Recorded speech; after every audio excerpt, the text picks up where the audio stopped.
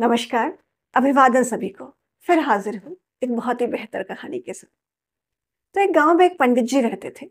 छोटा सा परिवार था। पंडित जी, उनकी पत्नी, एक बेटा और एक बहुत ही खूबसूरत घोड़ा था। घोड़ा इतना खूबसूरत था कि उसकी खूबसूरती के चर्चे दूर दूर तक थे। तो राजा तक भी उसकी खूबसूरती के चर्चे पहुंचे। तो राजा पंडित जी के पास आए और राजा ने कहा कि पंडित जी, ये घोड़ा आप मुझे दे दीजिए, आपका घोड़ा बहुत ही खूबसूरत है। तो पंडित जी ने कहा, महाराज, ये घोड़ा तो मेरे परिवार का सदस्य है, ये मैं आपको नहीं दे सकता।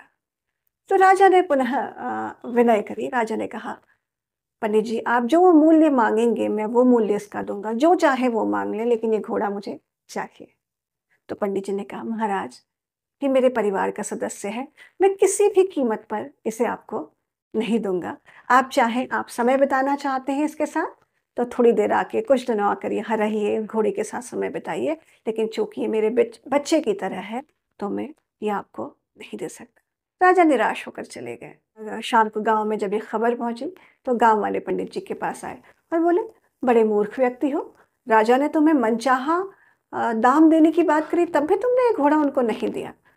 तो पंडित जी ने कहा कि नहीं, मेरे परिवार का सदस्य है, ईश्वर की देन है, और ईश्वर ने जो मुझे दिया है, जितना मुझे दिया है, मैं उसमें संतुष्ट हूँ। मैं अपने परिवार के सदस्य को किसी को नहीं दे सकता। कुछ ही दिनों बाद घोड़ा गायब हो गया। अब गांव वालों तक जब ये बात पहुंची तो गांव वाले पुनः पंडित जी के पास पहुंचे और बोले, तुम वाकई में बहुत बड़े मूर्ख हो। देखो, राजा ने तुम्हें मनचाहा दाम देने का वादा किया, तब भी तुमने घोड़ा नहीं दिया, और आज वह घोड़ा तुमसे दूर हो गया, चला गया। तो पंडित ने कहा कि हाँ, घोड़ा बहुत खूबसूरत था, शायद किसी को लालच आ गया हो, उसने चुरा लिया होगा, लेकिन मैं इस पर भी संतुष्ट हूँ। ईश्वर मुझे जैसा रखे। ईश्वर ने जब तक मेरे जीवन में उसका साथ लिखा था वो रहा, और जब नहीं था तो वो चला गया। ईश्वर मुझे जैसे भी रख रहा है मैं उसमें खुश हूँ। तो ऐसा कह करके पंडित जी ने गांव के लोगों को विदा किया। समय फिर बदला। 3-4 दिन बाद घोड़ा अपने साथ अपने ही तरह के खूबसूरत को 3-4 जंगली घोड़े लेकर के आ गया। अब पंडित जी उसमें भी खुश।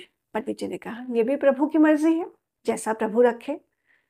तो पंडित जी ने अपने बेटे को निर्देश दिया कि वो इन घोड़ों की भी ट्रेनिंग करे। तो पंडित जी के बेटे ने उन घोड़ों को ट्रेन करना शुरू कर दिया। धीरे धीरे वो घोड़े ट्रेंड होने लगे। तो ये चर्चा भी राजमहल तक पहुंची। राजा पुनः वहां आए। राजा ने देखा कि पंडित जी का बेटा बड़ी ही कुशलता के साथ जंगली घोड़ों को ट्रेन करने में सक्षम है। महाराज ने कहा कि पंडित जी, मैं आपके लिए एक अस्तबल की व्यवस्था कर देता हूँ, और मेरे राज्य के अन्य घोड़े भी, यहाँ आपका पुत्र उन घोड़ों को भी ट्रेनिंग देगा। तो पंडित जी ने कहा, प्रभु, जैसे प्रभु की मर्जी, जैसा आपका आदेश महाराज, मैं तैयार हूँ। तो पंडित जी का बेटा घोड़ों को ट्रेनिंग देने लगा। अस्तबल वहाँ बन गया। राजकीय जो घोड़े थे, राजसी जो घोड़े थे, उनको ट्रेनिंग वहाँ मिलने लगी, और ऐसे ही समय बीतने लगा। पंडित जी हर समय प्रभु का शुक्रिया अदा करते कि जैसा ईश्वर मुझे दे। लेकिन कुछ ही दिनों बाद घोड़ों को ट्रेनिंग देते हुए पंडित जी का बेटा गिर के घायल हो गया। उसके पैर काफ़ी चोटिल हो गया, उसके पैर में चोट लग गई। तो पंडित जी उसे वैद्य के पास ले गए। वैद्य ने मरहम पट्टी करी। उन्होंने कहा, लेकिन पंडित जी, अब ये बेटा आपका कभी भी सीधे तरीके से चल नहीं पाएगा, ये लड़खड़ा करके ही चलेगा। तो पुनः गांव के लोग आए। उन्होंने कहा कि देखो, सब कुछ कितना बढ़िया चल रहा था, लेकिन देखो तुम्हारे बेटे के साथ ऐसा हो गया, अब ये तो बड़ा ही कष्टप्रद है। तो पंडित जी ने पुनः कहा, जैसी प्रभु की मर्जी, जैसा ईश्वर मुझे रखे, जो उसकी इच्छा है उसी में मैं खुश हूँ। मेरा बेटा है, मेरा बेटा मेरे पास है, मैं उसमें बहुत खुश हूँ। बेटा धीरे धीरे ठीक हो जाएगा। धीरे धीरे बेटा ठीक भी होने लगा। लेकिन उसी समय पड़ोसी राज्य के राजा ने राजा के राज्य पर आक्रमण कर दिया। अब मुनादी हुई कि प्रत्येक घर से एक युवा लड़का, एक युवा सदस्य को राजा की सैन्य टीम में शामिल होना था, सैन्य टुकड़ी में शामिल होना था। हर घर से एक युवा सदस्य लिया गया, लेकिन पंडित जी के बेटे को इसलिए नहीं लिया गया क्योंकि वो लंगड़ा के चलता था, लड़खड़ा के चलता था। तो उसे जो घायल सैनिक थे उनकी सेवा के कार्य में लगा दिया गया। समय बीता, युद्ध समाप्त हुआ, राजा युद्ध में विजयी हुआ, लेकिन गांव के बहुत सारे युवक, राज्य के बहुत सारे नवयुवक उस युद्ध में मारे गए, लेकिन पंडित का बेटा जीवित था, क्योंकि वो मुख्य कार्य में न लगा होकर के सैनिकों की सेवा के कार्य में लगा था। या पंडित जी ने पुनः ईश्वर का शुक्रिया अदा किया कि ईश्वर, तूने बहुत मेरी लाज रखी, तूने बड़ा सहारा दिया, आज मेरा बेटा मेरे पास है।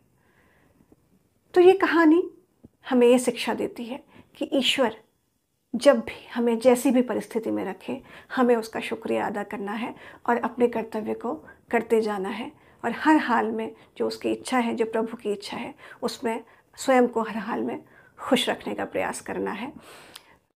जो हमारा प्रारब्ध है, हम उससे प्यार करें। फिर हाजिर होंगी ऐसी कहानियों के साथ। तब तक के लिए नमस्कार।